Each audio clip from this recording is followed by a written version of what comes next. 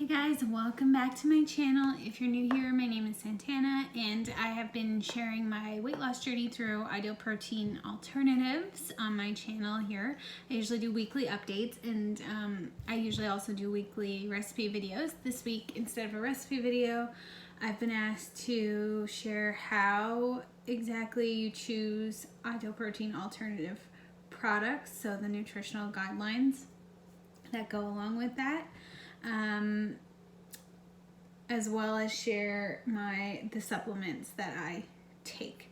So there is a Facebook group for ideal protein alternatives. It's not my group. I don't run it or didn't start it by any means. It's been a thing for years, and I've been a part of it for a few years. I did ideal protein like the regular way with a coach and everything the first time around and lost 80 pounds.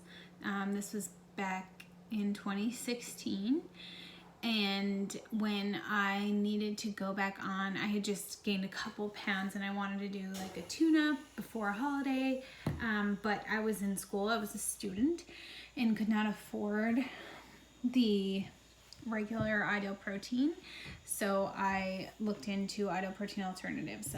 That's what it's great for. It's great for someone who can't afford regular ideal protein products because they're expensive. However, I do recommend, if you can afford it, to do it the regular way with a coach, especially if you're not familiar with it. I think it's the best way to do it. If not, then definitely join the Facebook group, read all of the files, read all of the announcements in there. That's going to give you all of the information that you need and going to help you be the most successful you can be on the diet. There are the files in the Facebook group have guidelines on how to choose products, where to buy products, all that kind of stuff. Has the answer to every question you could possibly ask, as well as using the search function in the group. You can search for questions that have already been asked by other people, and of course you can post and ask your own questions. So I'm not going to explain anything any different here than you could find on that Facebook group, but I know I have been asked to explain it, so that's what I'm going to do. I pulled up the file from the Facebook group here on my computer, and that's how I'm gonna share it with you. I guess I should start by saying ideal protein alternatives is done exactly the same as the regular ideal protein diet. There are no changes. You still have a sheet that tells you what to eat throughout the day, what vegetables you can eat, what meats you can eat. Basically anything that's not on that sheet, you can't eat it. That sheet is also available in the Facebook group. And on that sheet, you have to eat 3 ideal protein or ideal protein alternative packets or meals throughout the day. And when choosing an ideal protein alternative packet, the protein source has to be from whey, soy, milk isolate, pea protein, that kind of thing, plant protein. It can't be from wheat, grains, dairy, nuts. So typically the packets are protein powders, protein shakes, protein bars, that kind of thing. So in order to choose a product properly and make sure it fits protocol, you have to know the proper nutritional guidelines. There are what we call restricted and unrestricted products. So a restricted product you can only have once per day. So the restricted products are usually a bit higher in calories or carbs or whatever, and you can have one restricted product per day, but you don't have to have a restricted product at all. You can have 3 unrestricted products per day, or you can have 2 unrestricted products and 1 restricted product. It is up to you. I tend to have 1 restricted product and 2 unrestricted every day, but some days it just works out that I end up with 3 unrestricted. The idea is you can't have more than 1 restricted per day, and you have to have at least 3 packets. Okay, so when you're choosing an ideal protein alternative product, there are 4 things that you have to look at on the nutrition label: the amount of protein, the amount of fat, the amount of carbs, and the calories. if one of these things does not fit within the nutritional guidelines, then the product does not fit protocol. Okay, so let's start with choosing an unrestricted ideal protein alternative product. First of all, the protein.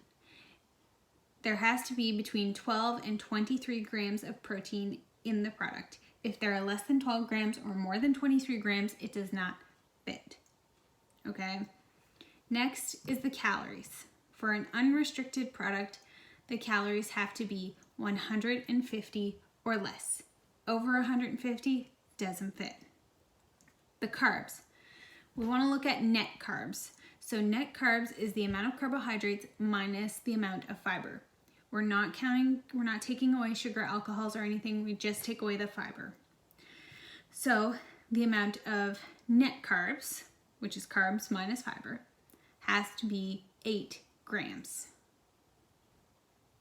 If it is over that, then it does not fit as an unrestricted product. Next, the fat. So the calories from fat in an unrestricted product have to be 30% or less. A way to do it, because not every nutrition label labels the calories from fat. So what I always do, the calories from fat times 3 must not exceed the total calories. So if the label only shows the fat grams, you multiply the fat grams times 9, and then you multiply it again times 3. If the number that you get is higher than the amount of calories on the label, then it does not fit.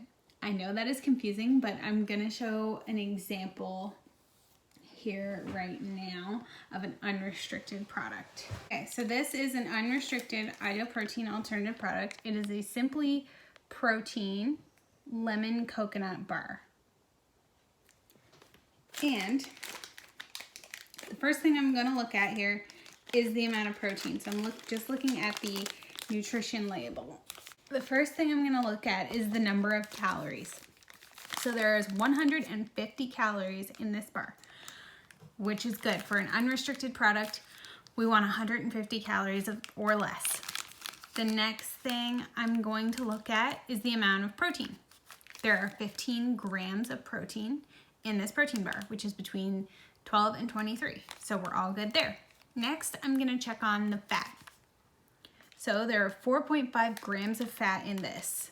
So what I'm going to do is take my calculator and multiply 4.5 times 9, which is 40.5, then times 40.5 by 3.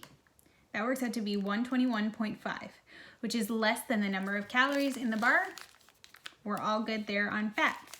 The last thing we have to look at is the carbohydrates. So there are 15 grams of carbs here, but there are 7 grams of fiber. So 15 minus 7 is 8, which means that we're all good for carbohydrates, and this product fits perfectly within the unrestricted ideal protein alternative protocol. Okay, next we will go over how to choose a restricted product, which is basically not that much different than choosing an unrestricted product. So we have all of the same things here that we're looking at: calories, fat, carbs, and protein. And same thing goes, if one of these categories doesn't fit properly, then the product doesn't work. So with a restricted, when we're looking at calories, we want the calories to be 200 or less. When we're looking at fat, it's the same thing, the times 9 times 3. When we are looking at protein, it's the same, between 12 and 23.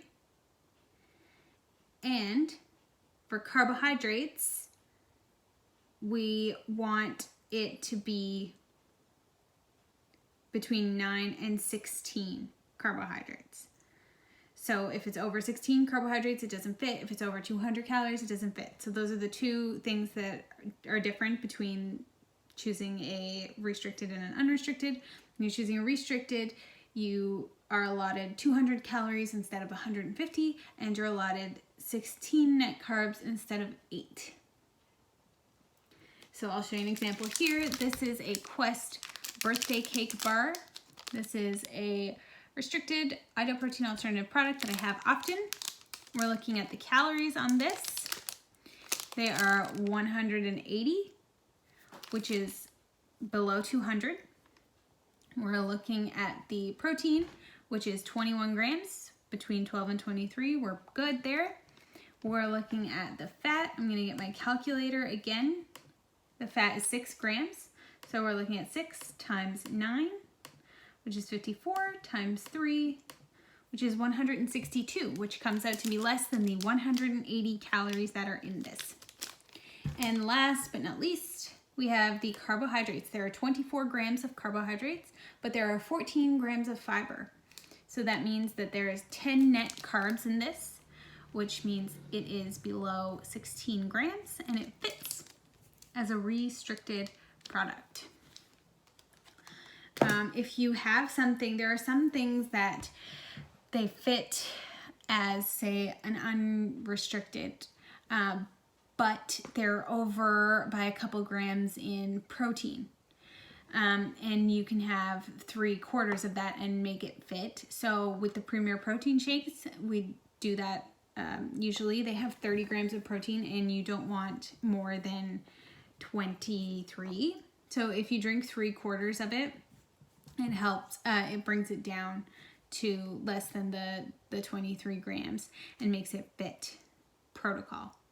A good way to look at these products is using MyFitnessPal, and then you can put in 1 serving and then see what 3/4 of the serving gives you. That's how I tend to figure it out. But otherwise, you're going to want to download this file from the Facebook group to your phone and have it with you when you go to the store to pick out your alternative products. Some of my favorite alternative products are Quest bars. These are my favorite restricted. There are no unrestricted Quest bars, but most of them fit protocol as restricted. The birthday cake ones are my favorite, and the oatmeal chocolate chip, I think. They all fit as well. Some of my favorite unrestricted products are Premier Protein shakes. These Simply Protein bars, protein powders. Most protein powders fit as well because they tend to be low carb. You just have to look at the nutrition label there. Pure protein bars, the ones that fit. Some of them don't fit protocol at all. None of them are unrestricted, but a lot of them fit as restricted. They are great as well. Some of my favorites, the red velvet is my favorite flavor there. Simply Protein has a lot of products that fit as restricted. They only have, I believe, 2 flavors that fit as unrestricted. This is one of them, the lemon coconut, and they have a maple pecan one that's actually really good. It fits as unrestricted as well. So I hope that was not too confusing for you guys. But like I said, if you go to the Facebook group and you get the guidelines and you read about it, it makes a lot more sense. When I first tried doing this on my own, it was very confusing, but afterwards you get used to it. You definitely get used to it, but you have to teach yourself how to read the labels and how to go along with the guidelines. And it will be so much easier for you when you're picking out products at the store or online. I like to get a lot of my products just at the store. Walmart, I get my Quest bars and Simply Protein bars, and they even sell Quest chips, are a good unrestricted product. And they sell Premier Protein shakes as well, or Costco. And the only time I really like to order online is when I get from Built Bar, which I've showed a couple times on my channel here. They do make a lot of bars that fit protocol as unrestricted and some that fit as restricted, but they also make a lot of flavors that don't fit protocol at all, so you really have to watch that and make sure that you figure out the nutrition label before you order. Something else that somebody had asked me was to share my supplements that I get. So I also buy my supplements alternatively. When you do the Ideal Protein diet with a coach, you have to buy their supplements there. The supplements are very important for the diet just because you are in nutritional ketosis and you're cutting out certain food groups and everything, you just want to make sure that you're not depriving your body of any vitamins and minerals that it might need. So the supplements are very important when you're on the diet. But of course, like the ido-protein food, the supplements are also expensive. So you can get these alternatively too. Again, on the Facebook group, this is going to be your best resource if you want to do this diet on your own. That Facebook group, I'm telling you, I wouldn't have ever been able to do it without that. On the Facebook group, they also have a file that shows you, just like it shows you how to pick products, it shows you how to pick supplements, but it's a little more complicated. You will never really get a supplement that perfectly fits those guidelines, but a lot of them will be really close in numbers, and what's close enough for you just depends on what you're comfortable with. So for me, some of the ones I take aren't really close enough, but for me, they're close enough. So I don't want to share these and be like, these are the ones that you should get. For me, they were just easier for me to get right at the store. And right now, with everything that's going on, the stores are not really fully stocked around me. And I find that the vitamin aisles are like fairly empty right now. I don't know, people are trying to boost their immunity, I guess. So it was hard for me to find ones that fit protocol well as like I have found in the past. So I will share them, but I'm going to let you know that they're not perfect, and you should probably look at the guidelines, and you could probably find better ones, especially if you're in the States. I find it's easier to find products or get products online there. So the first one is a multivitamin. I take the Centrum Women's. This one is not the greatest for matching with all the vitamins that you need. Like, I don't think it has enough vitamin C or D in it. But it has a little bit of biotin in it, which I like, helps with the, hair growth and everything. This one is important that you look at the guidelines for this. I have been taking this and it's been doing okay for me, but I am almost out and I'm going to look at getting a different one, I think.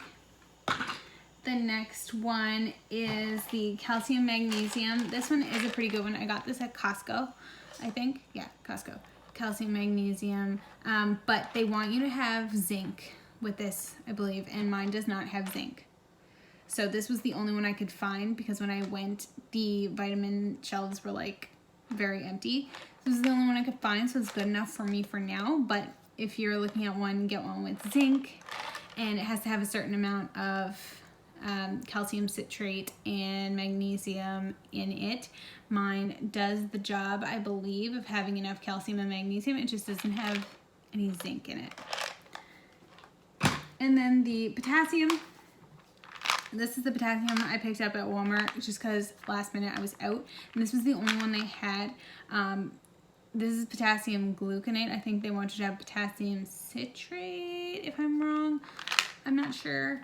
But it has to have at least 99 milligrams of potassium in it, and these are 100 milligrams. So this is good enough for me for now.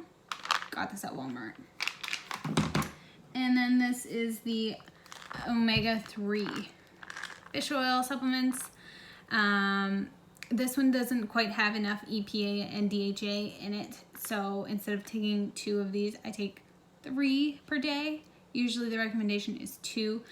So that's another thing. If you find that one of your supplements doesn't have enough in it, you can just take more than the recommended amount, like the recommended amount on the sheet, This one is recommended to take 3 per day anyway, so yeah. You just have to look at the files there, look at the guidelines on how to choose proper supplements, and then of course take a look at the instructions on the bottles as well. But yeah, I think that's everything for this video, guys. Thanks so much for watching. Let me know if you have any more questions down below, or if I can clarify anything for you. I'll try my best to write the instructions for choosing alternative products in the description box as well, so that if there's any confusion, you can just go back to that. But like I said, definitely join that Facebook group and learn everything you need to know if you're really serious about doing this diet. That's gonna be your best resource. Yeah, don't forget to like this video, leave me a comment down below, like I said, subscribe to my channel, and I will see you guys next week for my week 7, I think it is. Yeah, week 7 weight loss update. So see you guys then. Bye.